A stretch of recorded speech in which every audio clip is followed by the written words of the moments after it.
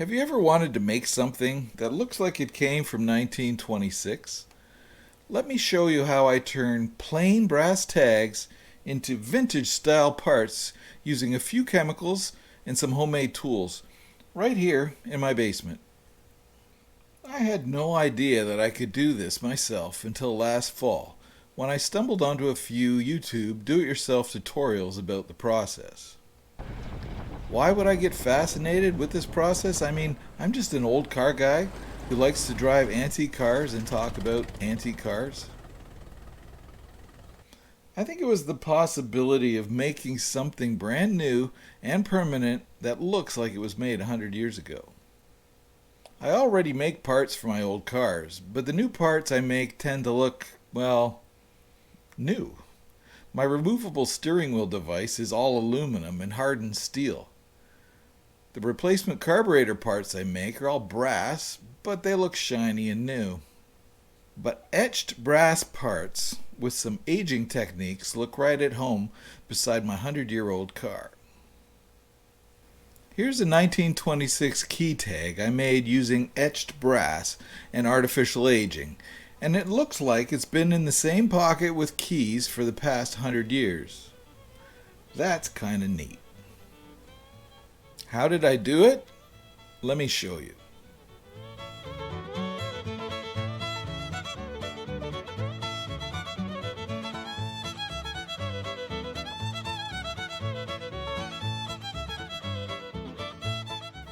I make these in small batches, not just for myself, but to share with other antique car lovers who want to get that authentic aged look.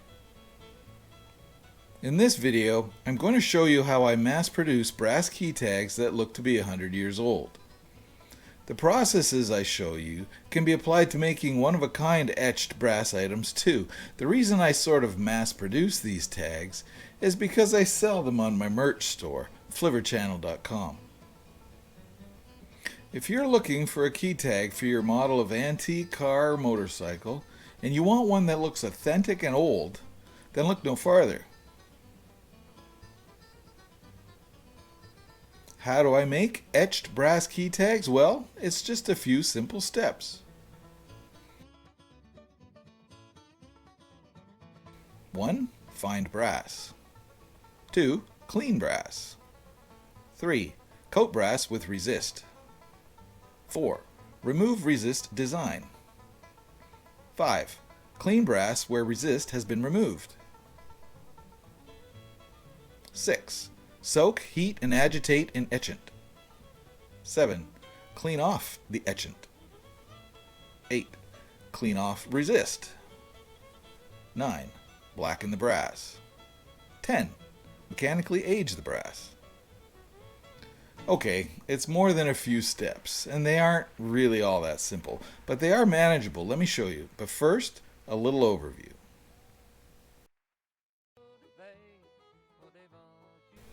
The idea here is to coat the brass with something that resists the etching chemicals, then remove the coating where we want the etching to occur to create the etched design. After etching, remove the coating and do any post-processes like blackening and aging. Here we go. Now remember, I'm showing you my sort of mass-produced process. You can do the steps in a more arts and crafts way if you're only doing 1 or 2 pieces. These days it seems we're encouraged, nay, expected by the nanny state, to address obvious common sense safety and environmental warnings. Nasty liquid. You may use some hazardous chemical solutions in this process. Protect yourself with eye protection, gloves, splash protection. A full hazmat suit is acceptable but not necessary. Nasty liquid. Don't pour the waste liquids down the drain nor dump them on the ground. Just don't, okay? Read and follow the recommended disposal processes.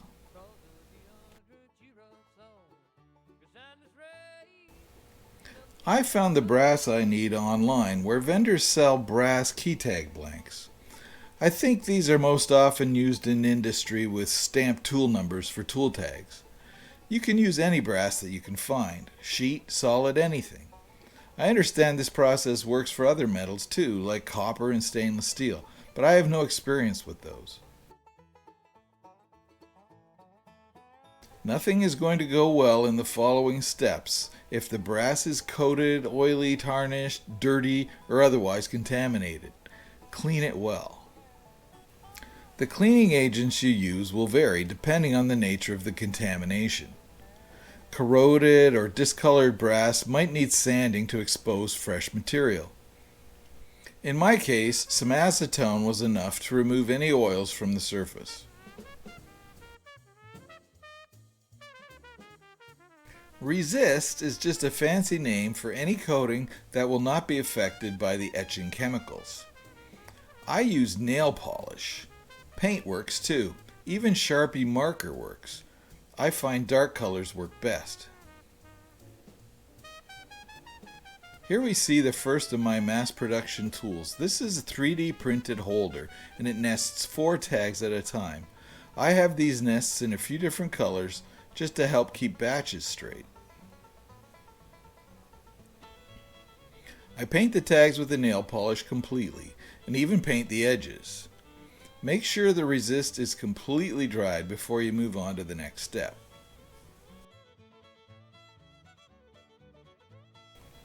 Now you need to remove the resist to create the design to be etched. You can scrape it off by hand if you're an artist. I am not. So I use a very inexpensive laser to burn the resist off.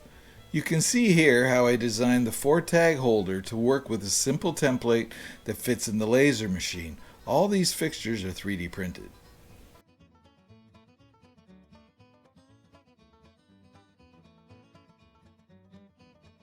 I had to experiment with many different resists and with different laser engraving settings to get this very inexpensive, low-power LED laser to do the job. A more capable, more expensive laser would probably work a lot better, but this is what I had, so I found a way to make it work.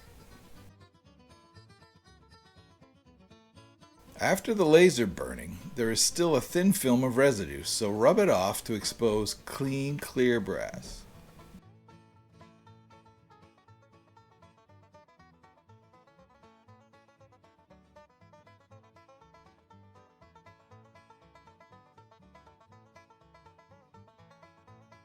Finally, we're ready to chemically etch the brass. I use ferric chloride, but other acids can work as well. Ferric chloride works best if heated to about 45 degrees C. That's 113 Fahrenheit. Here's another fixture I 3D printed. This one suspends the tags face down in the etchant.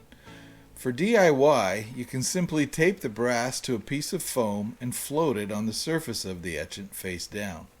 By having the workpiece hanging upside down, the byproducts fall away and they don't build up, helping the etching process to proceed quickly and more evenly. I put the etchant bath in an ultrasonic cleaner so that I can control the temperature, and the ultrasound helps to agitate the bath. How long do you leave it in the etchant?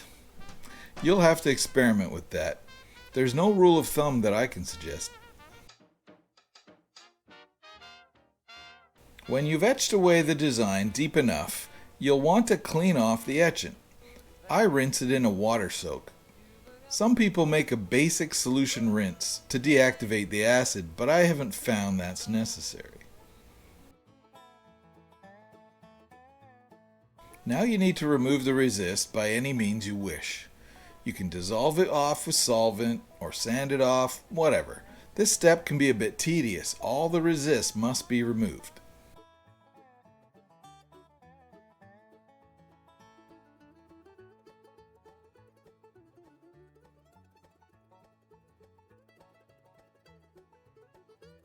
If you want a shiny etching, you're done. But I want the tags to look 100 years old. I need the etched design to be blackened and the clean surfaces to be tarnished looking. So I apply brass black, then lightly sand the face.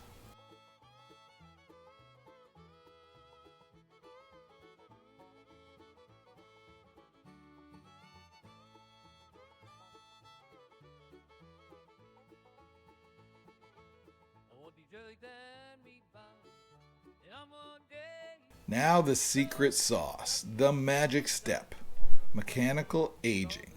How can I make a piece of brass look distressed, like it has seen a long hard life? I drop them in a vibrating polisher full of hardware for 100 minutes. Yep, 100 years of aging in 100 minutes. It's a simple hobby-style vibrating polisher full of hardware, nuts, bolts, anything really. And there you have it. Etched brass key tags that look 100 years old. You can buy them on my merch store, or you can make your own. So whether you want to buy an aged key tag for your 1915 Maxwell, your 1922 Model T, or your sweet 1930 Model A, or you just want to make your own custom tags, now you know how. Drop a comment if you've got your own etching tips, and don't forget to subscribe and hit the bell to be notified of new videos. I'm Steven from Flivver Channel. Thanks for watching.